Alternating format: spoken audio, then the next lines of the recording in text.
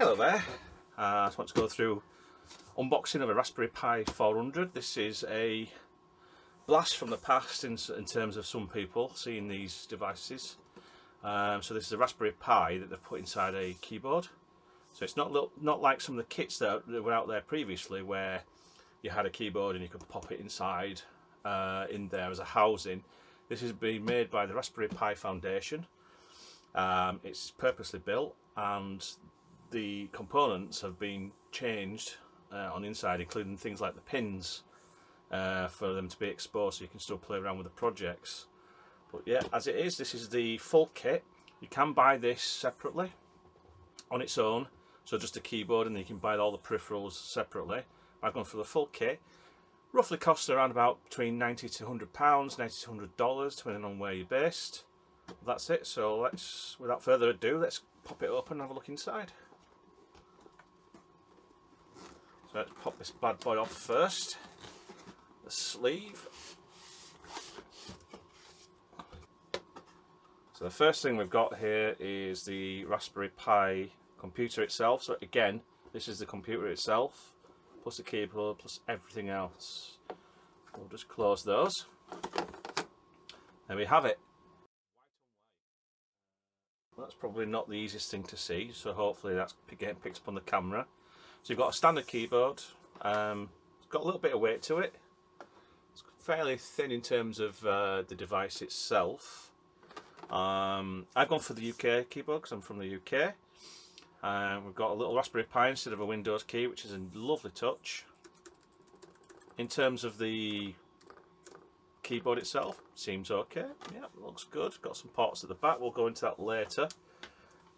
So we'll pop up even further and let's see what's underneath.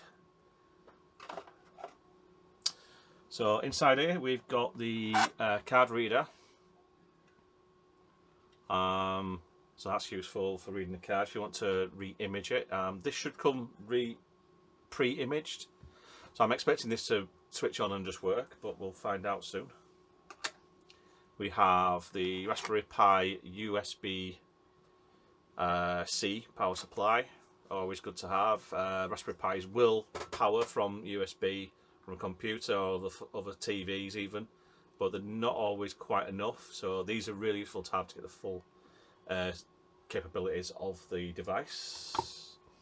We have a little Raspberry Pi mouse, which we will open these, and that's an interesting one. I wasn't too bothered about this one. I've got enough mice as it is, but again, nice little branding there, so we'll see what happens with that. And at the very bottom we have a cable. So that's the HDMI. So that's a small version of the HDMI to a large version. I assume that's not a display port. I assume that is actually HDMI. That's good.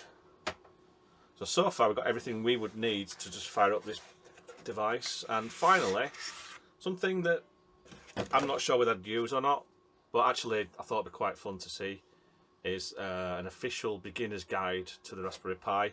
I've got quite a few Raspberry Pis. I've used them for arcade machines. I've used them for Pi-hole, which allows you to block adverts on your network.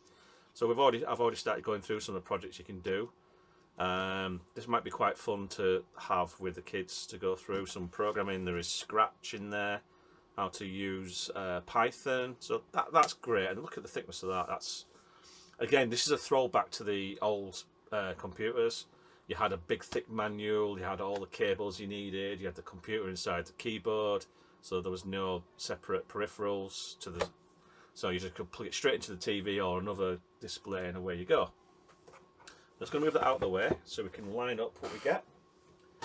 So we've got the fantastic Raspberry Pi guide, a mouse, the power supply. We also have a reader. We have a cable for the display, and finally the Pi itself. So just to give you an example of the size of that, we've got the guide, which I would say is what, A5 perhaps, so envelope, large envelope perhaps, and that goes across there. So So that's almost the same size. It's not very big in terms of footprint. Some people might prefer a full keyboard.